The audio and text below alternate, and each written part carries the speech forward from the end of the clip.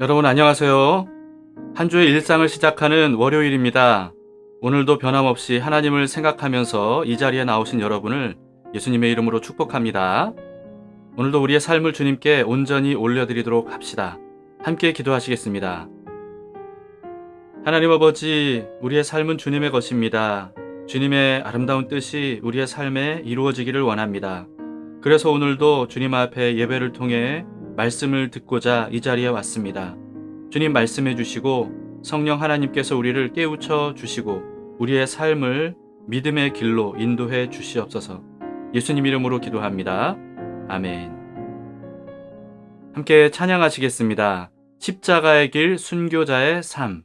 네, 우리가 걸어가야 될 예수님의 길을 함께 믿음으로 따라가는 마음으로 함께 부르도록 합시다.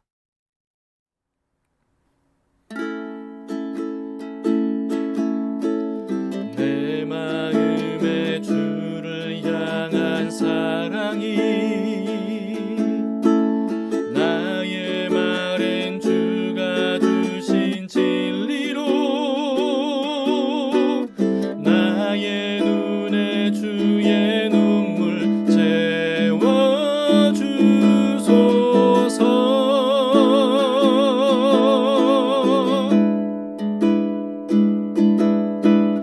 내 입술에 찬양의 향기가 두 손에는 주를 닮은 섬김이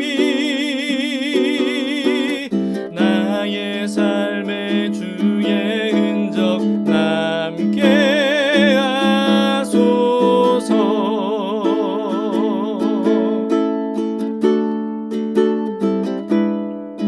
하나님의 사랑이 영원히 함께하리. 십자가의 길을 걷는 자에게 순교자의 삶을 사는 이에게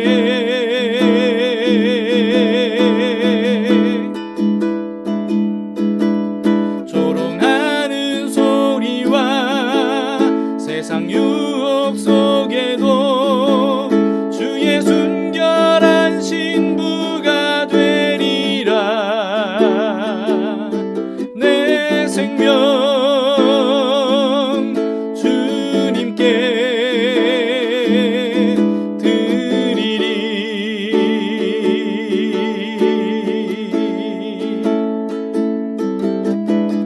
내 마음의 주를 향한 사랑이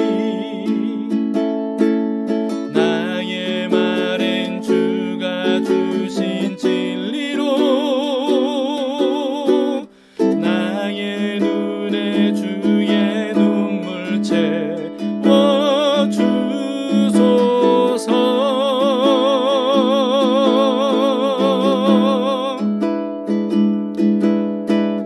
내 입술에 찬양의 향기가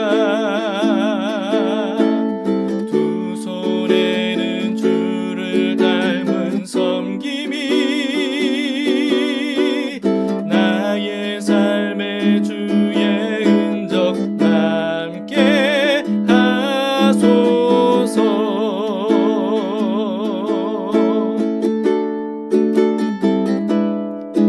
하나님의 사랑이 영원히 함께하리. 십자가의 길을 걷는 자에게 순교자의 삶을 사는 이에게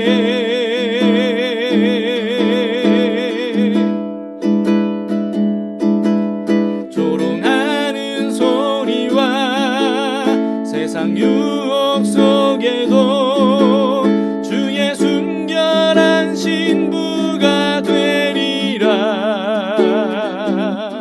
내 생명 주님께 드리리.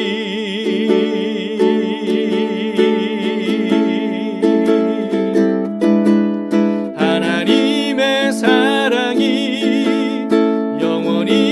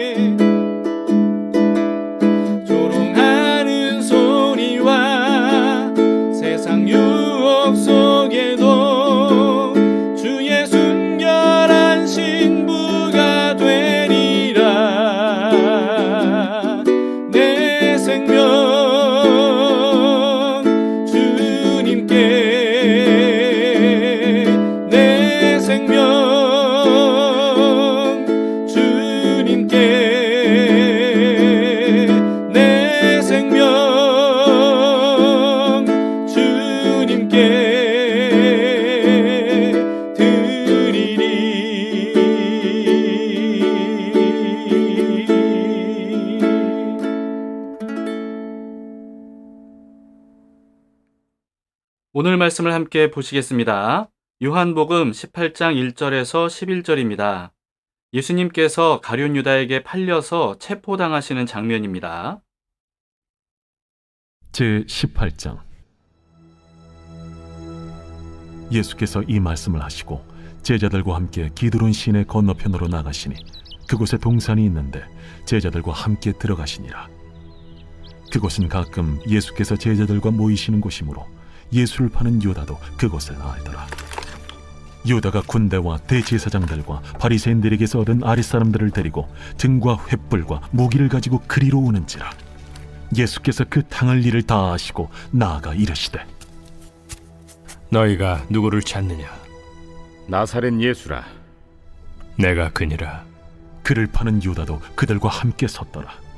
예수께서 그들에게 내가 그니라 하실 때에 그들이 물러가서 땅에 엎드러지는지라. 이에 다시 누구를 찾느냐? 나사렛 예수라. 너희에게 내가 그니라 하였으니 나를 찾거든 이 사람들이 가는 것은 용납하라. 하시니 이는 아버지께서 내게 주신 자 중에서 하나도 잃지 아니하였사옵나이다. 하신 말씀을 응하게 하려 함이로라. 이에 시몬 베드로가 칼을 가졌는데 그것을 빼어 대제사장이 종을 쳐서 오른편 귀를 베어버리니 그 종의 이름은 말고라. 칼을 칼집에 꽂으라. 아버지께서 주신 잔을 내가 마시지 아니하겠느냐? 최후의 만찬 자리에서 예수님께서 제자들의 발을 씻겨 주시는 것으로부터 시작해서 제자들에게 말씀하시는 내용이 이 13장에서부터 17장까지 계속 이어졌습니다. 예수님께서 십자가에서 죽으시기 전에 제자들이 앞으로 일어날 일들을 정말 잘 이겨낼 수 있도록 해주시려고 얼마나 열심히 이들에게 가르쳐 주셨는지를 알 수 있습니다. 제자들을 향한 예수님의 정말 진하고 깊은 사랑이 느껴집니다. 모든 말씀을 다 마치신 후에 제자들과 함께 밖으로 나오셨습니다. 이때는 이미 어두운 밤이 됐을 때인데요. 1절을 보시겠습니다. 예수께서 이 말씀을 하시고 제자들과 함께 기드론 시내 건너편으로 나가시니 그곳에 동산이 있는데 제자들과 함께 들어가시니라. 기드론 시내 건너편에 있는 동산, 여러분 어떤 동산인지 아시죠? 겟세마네 동산입니다. 2절을 보시겠습니다. 그곳은 가끔 예수께서 제자들과 모이시는 곳이므로 예수를 파는 유다도 그것을 알더라. 우리는 겟세마네 동산 하면요, 예수님께서 땀방울이 핏방울이 될 정도로 정말 처절하게 기도하셨던 장소로만 알고 있지 않습니까? 하지만 예수님과 제자들에게는 겟세마네 동산은 너무나도 익숙할 정도로 자주 그 자리에서 모여서 함께 기도하고 또 교제했던 장소였다는 것을 오늘 본문을 통해서 알 수 있습니다. 어느 정도였냐 하면요, 예수님과 제자들이 어디 있는지 모를 때 겟세마네 동산으로 가면 만날 수 있을 정도였습니다. 그래서 가룟 유다도요, 예수님께서 만찬 이후에 당연히 겟세마네 동산으로 가셨을 것이라고 여기고 군사들을 거기로 이끌고 갔을 정도였습니다. 여러분에게도 이와 같이 친숙한 기도 처소가 있습니까? 영적인 아지트가 있으십니까? 예수님과의 깊은 교제를 나누는 추억이 가득한 장소, 자리, 그런 곳이 있는가라고 하는 것입니다. 저는 고등부 시절에 학교 끝나고 집으로 가기 전에 늘 교회를 들렀습니다. 교회 중에서도 이 반지하 예배실이 있었는데요. 거기를 반드시 들렸어요. 제가 집에 없을 때는 거기 가면 만날 수 있을 정도였습니다. 그 다음에 또 대학 시절에는 시간 날 때마다 대학교회를 찾아갔는데, 근데 그때 대학교회는 옛날 군대 막사 같은 깡통 교회당이었어요. 거기에 가면요, 항상 찬양을 하거나 또는 기도를 하거나 함께 교제하는 형제자매들을 만날 수 있었습니다. 고등부, 대학생 시절이 이미 30년 정도 지났음에도 불구하고 지금도 그 모습, 그 분위기, 그리고 그때 냄새까지도 기억이 납니다. 하나님의 사랑과 은혜가 정말 차고 넘치는 것을 온몸으로 경험했던 시절이고 그런 장소였습니다. 이처럼 하나님의 사랑과 은혜를 함께 공유하는 사람들과 함께 또 그리고 추억을 하나님과 함께 쌓아갔던 그런 장소, 그 장소가 저에게는 마치 성지처럼 느껴집니다. 여러분의 성지를 지금부터 만들어 가시기를 바랍니다. 예수님께서 제자들에게 겟세마네 동산을 하나님의 사랑과 은혜를 진하게 경험하는 자리로 느낄 수 있도록 그렇게 늘 그곳으로 인도해 주셨던 것처럼 예수님께서 여러분을 초대하는 그 자리에 여러분 자주 찾아가시기 바라요. 그래서 하나님 품에 안기는 추억을 많이 쌓아가실 수 있기를 바랍니다. 오늘 본문에서는 겟세마네 동산에서 예수님께서 처절하게 기도하셨던 장면은 이 생략돼 있죠. 아마도 이미 새 복음서에 다 자세히 기록이 되었기 때문이 아닌가 싶습니다. 곧바로 오늘 본문에서는 예수님께서 체포당하시는 장면으로 넘어갑니다. 3절을 보시겠습니다. 유다가 군대와 대제사장들과 바리새인들에게서 얻은 아랫사람들을 데리고 등과 횃불과 무기를 가지고 그리로 오는지라. 이때는 어두운 밤이었기 때문에 무장한 사람들이 이 등과 횃불을 들고 찾아왔다고 하죠. 가룟 유다가 아니었다면 그 밤에 예수님이 겟세마네 동산에 계신 것을 알지 못했을 겁니다. 4절 5절을 보시겠습니다. 예수께서 그 당할 일을 다 아시고 나아가 이르시되 너희가 누구를 찾느냐 대답하되 나사렛 예수라 하거늘 이르시되 내가 그니라 하시니라. 그를 파는 유다도 그들과 함께 섰더라. 다른 새 복음서에서는요, 가룟 유다가 예수님에게 다가가서 입맞춤을 함으로써 무장한 사람들이 예수님이 누군지를 알 수 있게 했다고 기록이 되어 있습니다. 그런데 오늘 본문의 요한복음에서는요, 예수님께서 직접 자기를 찾아온 사람들에게 누구를 찾는지를 물어보셨고, 그리고 자신이 바로 나사렛 예수라고 말씀하신 것으로 기록되어 있습니다. 이처럼 요한복음에는 이 새 복음서에 기록되지 않은 내용을 보충하는 부분들을 많이 볼 수 있습니다. 새 복음서와 오늘 본문의 이 기록들을 재구성해 보자면 아마도 예수님께서 먼저 나서서 자신이 바로 나사렛 예수라고 말씀하셨지만 잡으러 온 사람들이 생각할 때는 그렇게 순순히 나설 것이라고 여기지 못했던 것 같습니다. 제자들 중에 한 사람이 스승 대신에 나선 것으로 이 잡으러 온 사람들이 생각하지 않았을까 싶어요.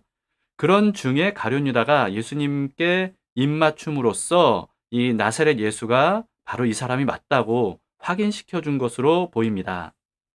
그런데 오늘 본문에는 새 복음서에는 기록되지 않은 장면을 하나 우리에게 보여줍니다. 6절을 보세요.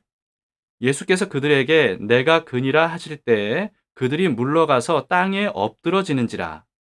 무장한 사람들이 예수님의 이 말씀 한마디에 뒤로 물러나서 땅에 엎어졌다고 그렇게 말씀을 하고 있습니다. 여러분, 이들이 왜 엎드러졌을까요? 대부분의 어떤 주석이나 해설서 또 매일 성경의 해설란을 보니까요, 이 예수님의 위세에 압도됐기 때문이라고 그렇게 설명이 되어 있습니다. 그런데 사실 당시 예수님은 겉으로 보기에는 그냥 평범한 30대 청년의 모습이었을 뿐입니다. 예수님께서 내가 그니라 라고 말씀하실 때 어떤 위험 있는 목소리로 말씀하셨을까요? 또는 심지어 위협적으로 그들에게 막 외치면서 그렇게 말씀하셨을까요? 그렇게 보이지는 않습니다. 제 생각에는요, 이들이 예수님의 이와 같은 어떤 위협적인 외적 모습 때문에 뒤로 물러나서 땅에 엎드러진 게 아니고요. 그동안 예수님께서 행하신 놀라운 기적들에 대한 이 소문을 이들이 들었는데, 그런데 그 소문의 주인공이 예수님 앞에 막상 찾아갔을 때 예수님께서 엘리야 선지자처럼 하지 않을까, 이런 두려움 때문이 아니었을까 싶습니다. 이게 무슨 말이냐 하면요, 열왕기하 1장에 보시면 이 아합 왕이 죽은 이후에 이런 일이 있었다고 기록이 되어 있습니다. 아합 왕의 뒤를 이은 왕이 아하시아 왕인데요. 이 아하시아 왕이 다락 난간에서 떨어져서 중상을 입고 말았어요. 이 아하시아는요, 자기가 살 수 있는지 이걸 알고 싶었습니다. 이 과연 나을 수 있는 건지. 근데 그거를 알기 위해서 어떻게 했냐면 신하들을 바알세붑이라고 하는 우상에게 물어보도록 보낸 거예요. 그런데 엘리야 선지자가 이 신하들이 가는 길목에서 이들을 만나서 이스라엘 하나님 여호와께서 계신데 어째서 그걸 우상에게 물으러 가느냐? 그런 아하시아 왕은 반드시 죽을 것이다. 이렇게 엘리야가 하나님의 말씀을 전한 이후에 사라져 버렸습니다. 엘리야를 만나고 돌아온 신하들이 이 아하시야 왕에게 엘리야에게 들은 하나님의 말씀을 그대로 다 전해줬습니다. 그랬더니 이 왕이 엘리야를 잡아오도록 50부장과 군사 50명을 엘리야에게 보냅니다. 그랬더니 엘리야가요, 하늘에서 불이 내려와서 이 군사 50명을 삽시간에 불태워 죽게 합니다. 왕이 그래서 또다시 군사 50명을 보냈어요. 그랬더니 엘리야가 또 똑같이 모든 사람들을 죽게 하죠. 이어서 왕이 세 번째로 군사 50명을 보냈어요. 이때 이 50부장이 엘리야에게 무릎을 꿇고 자신과 부하들의 목숨을 귀하게 여겨달라고 살려달라고 빌어요. 그제서야 하나님께서 두려워하지 말고 이들을 따라가라 라고 엘리야에게 명하시죠. 그래서 엘리야가 따라가서 이 왕에게 하나님의 말씀을 전하는 일이 있었습니다. 당시 나사렛 예수가 누구인지 사람들 사이에 참 여러 가지 추측들이 있었는데요. 근데 그 중에서 예수님을 엘리야라고 생각하는 사람들도 있었다고 성경에 기록이 되어 있습니다. 왜냐하면 말라기 선지자가 이렇게 예언했기 때문이에요. 말라기 4장 5절인데요. 보라, 여호와의 크고 두려운 날이 이르기 전에 내가 선지자 엘리야를 너희에게 보내리니, 이렇게 말씀하셨습니다. 그래서 예수님께서 놀라운 일들을 굉장히 많이 행하시니까 사람들이 말라기 선지자를 통해 하나님께서 예언하신 그 엘리야인가 보다, 이렇게 생각하는 사람들이 많이 있었던 겁니다.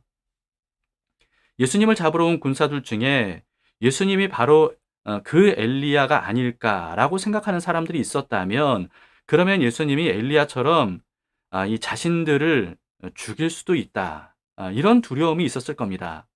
그래서 예수님이 정체를 밝히셨을 때 무서워서 뒤로 물러나서 엎드려졌던 게 아닐까 싶은 거죠. 물론 예수님은 사실 엘리야보다 더 큰 권능을 가지고 계신 분이기 때문에 한순간에 그 모든 사람들을 없앨 수가 있었습니다. 그러나 예수님에게는 그럴 생각이 전혀 없으셨죠. 오히려 자기를 잡으러 온 사람들을 포함해서 모든 사람들을 위해서 기꺼이 십자가에서 죽으실 준비를 다 마치신 상태였습니다. 그래서 예수님은 전혀 위협적이지 않은 모습과 말투로 그들에게 내가 바로 너희가 찾는 나사렛 예수다, 이렇게 말씀을 하셨을 겁니다. 예수님은 지레 두려워서 벌벌 떠는 사람들에게 다시 물으셨습니다. 7절, 8절을 보세요. 이에 다시 누구를 찾느냐고 물으신데 그들이 말하되 나사렛 예수라 하거늘 예수께서 대답하시되 너희에게 내가 그니라 하였으니 나를 찾거든 이 사람들이 가는 것은 용납하라 하시니. 예수님께서 전혀 위협적이지 않은 모습을 보여주시면서 오히려 나만 잡아가고 제자들만은 그냥 보내달라, 이렇게 부탁을 하시니까 그제서야 군사들이 예수님을 안심하고 결박한 것으로 보이지 않습니까? 예수님께서 제자들만은 보내달라고 부탁하신 것에 대해서 이렇게 부연 설명이 되어 있습니다. 9절을 보시겠습니다. 이는 아버지께서 내게 주신 자 중에서 하나도 잃지 아니하였사옵나이다 하신 말씀을 응하게 하려 함이러라. 예수님께서 바로 앞에 17장에서 제자들에게 이렇게 말씀하셨거든요. 17장 12절인데요. 내가 그들과 함께 있을 때 내게 주신 아버지의 이름으로 그들을 보존하고 지키었나이다. 그 중에 하나도 멸망하지 않고 다만 멸망의 자식뿐이오니 이는 성경을 응하게 함이니이다. 엘리야보다 더 큰 권능으로 당장이라도 이들 모두를 멸하실 수 있었지만 이사야의 예언대로 예수님은요, 도수장으로 끌려가는 어린 양과 털 깎는 자 앞에서 잠잠한 양처럼 아무런 힘을 사용하지 않기로 하셨습니다. 그래서 예수님은 이 자기를 잡으러 온 군사들에게 제자들만은 보내달라고 부탁을 하셨죠. 여러분, 이와 같이 부탁하시는 예수님의 모습을 통해서 참 진한 감동이 느껴집니다. 그런데 그런 예수님의 의도를 전혀 알지 못했던 베드로가요, 예수님을 지키겠다는 이 충성심으로 용기를 내서 칼을 뽑아들었습니다. 10절을 보시겠습니다. 이에 시몬 베드로가 칼을 가졌는데 그것을 빼어 대제사장의 종을 쳐서 오른편 귀를 베어버리니 그 종의 이름은 말고라. 이 행동을 통해서 우리는 베드로가 불과 얼마 전에 예수님에게 주를 위해서라면 목숨을 버리겠습니다. 이렇게 충성 맹세한 게 거짓이 아니었다는 것을 알 수가 있습니다. 베드로의 진심이었던 거예요. 그러나 예수님에 대한 충성심은 절대로 다른 사람을 해하는 행동으로 표출되어서는 안 되는 거였습니다. 예수님은 칼을 들고 싸우려는 이 베드로를 말리셨어요. 11절을 보시겠습니다. 예수께서 베드로에 덜어 이르시되 칼을 칼집에 꽂으라. 아버지께서 주신 잔을 내가 마시지 아니하겠느냐 하시니라. 마태복음에는요, 예수님께서 베드로에게 이렇게 말씀하셨다고 기록되어 있습니다. 마태복음 26장 52절에서 54절을 보시겠습니다. 이에 예수께서 이르시되 내 칼을 도로 칼집에 꽂으라. 칼을 가지는 자는 다 칼로 망하느니라. 너는 내가 아버지께 구하여 지금 12군단 더 되는 천사를 보내시게 할 수 없는 줄로 아느냐. 내가 만일 그렇게 하면 이런 일이 있으리라 한 성경이 어떻게 이루어지겠느냐 하시더라. 예수님께서 그들에게 정하지 않으신 것은 힘이 없어서가 아니라고 말씀하십니다. 다만 하나님의 뜻을 이루시기 위함이라고 말씀하시죠. 그리고 칼로 남을 해하는 사람은 결국은 칼로 망한다고 알려주심으로써 이 제자들에게 스스로 망하는 길로 가지 않고 하나님의 뜻을 따라서 살 길로 가는 방법을 알려주신 겁니다. 그런데 예수님은 잡히시기 전에 제자들에게 이렇게 말씀을 하셨어요. 누가복음 22장 36절에 이르시되 이제는 전대 있는 자는 가질 것이요 배낭도 그리하고 검 없는 자는 겉옷을 팔아 살지어다. 여러분 뭐라고 말씀하셨습니까? 검 없는 사람은 겉옷을 팔아서라도 칼을 사라, 검을 사라 이렇게 말씀하신 겁니다. 근데 여러분 이 말씀을 오해하지 말아야 됩니다. 겉옷을 팔아서라도 검을 사라는 이 말씀은요, 싸울 준비를 하라 이런 뜻이 아니었습니다. 이제 곧 너희가 도망 다니게 될 거다. 아무에게도 환영받지 못하고 이제는 너희가 스스로 살아야 된다. 너희를 대접해 줄 사람이 없을 것이다. 그렇기 때문에 생존을 위한 도구를 준비하라. 이런 뜻이었습니다. 그 다음 대화를 통해서 그 의미를 분명히 알 수 있는데요. 누가복음 22장 38절에 보시면 그들이 여짜오되 주여 보소서 여기 검 둘이 있나이다. 대답하시되 족하다 하시니라. 만약에 싸우기 위한 검을 예수님께서 말씀하시는 것이었다면 12 제자들 중에 검이 단 2자루밖에 없는 것은요, 이건 전혀 족한 게 아니죠. 그런데 예수님은 족하다고 말씀하신 겁니다. 이로써 싸움을 위한 검을 말씀하신 게 아니었음을 알 수가 있습니다. 또 예수님은 이전에 이렇게 말씀하신 적도 있었어요. 마태복음 10장 34절에 보시면요. 내가 세상에 화평을 주러 온 줄로 생각하지 말라. 화평이 아니요 검을 주러 왔노라. 이렇게 말씀하셨습니다. 그러면서 이어서 뭐라고 말씀하셨냐면 가족끼리 예수님 때문에 불화가 일어날 것이다. 이런 말씀을 하셨어요. 이 말씀 역시 예수님의 제자가 다른 사람들을 공격하라 이런 의미로 말씀하신 게 사실은 전혀 아닙니다. 그 반대예요. 다른 사람들의 공격과 박해를 당하게 될 것이다. 그들이 검을 들어서 너희를 이렇게 공격할 것이다. 이런 의미로 말씀하신 거죠. 그럴 때 절대로 검으로 맞서 싸우려고 하지 말라고 이렇게 이어서 말씀을 하셨던 겁니다. 마태복음 10장 38절 39절입니다. 또 자기 십자가를 지고 나를 따르지 않는 자도 내게 합당하지 아니하니라. 자기 목숨을 얻는 자는 잃을 것이요 나를 위하여 자기 목숨을 잃는 자는 얻으리라. 맞서 싸우지 말아야 된다는 말씀이죠. 오히려 그 칼에 너희가 목숨을 잃는 한이 있어도 누군가를 해서는 안 된다. 목숨을 잃는 한이 있어도 십자가를 지는 마음으로 기꺼이 희생하라. 이렇게 말씀하신 겁니다. 바로 그런 방법이 검으로 망하는 저주를 이기는 살 길이기 때문에 그렇습니다. 여러분 그러나 우리는요. 비폭력은 취하되 무저항이나 굴복의 태도를 취해서는 안 됩니다. 그리스도인은 폭력 저항도 아니고요. 그리고 비폭력 굴복도 아닌 비폭력 저항의 태도를 취할 수 있어야 됩니다. 물리적으로 싸워서는 안 되지만 죄악된 이 공격에 대해서 우리는 절대로 굴복해서는 안 된다는 겁니다. 거기에 끌려가서는 안 된다는 거예요. 반드시 죄와 악을 선으로 맞서 싸워야 되는 거죠. 그게 바로 십자가의 방식인 겁니다. 예수님께서 십자가 방식이 얼마나 강력한지를 몸소 보여주지 않으셨습니까? 우리 모두는 그 뒤를 따라가는 예수님의 제자들입니다. 기꺼이 그 뒤를 따라감으로써 우리가 서로 싸우느라 자멸하는 그런 길로 가는 것이 아니라 오히려 많은 사람들을 생명의 길로 인도하는 그와 같은 비폭력 저항의 삶을 우리가 살아갈 수 있기를 바랍니다. 함께 기도하시겠습니다.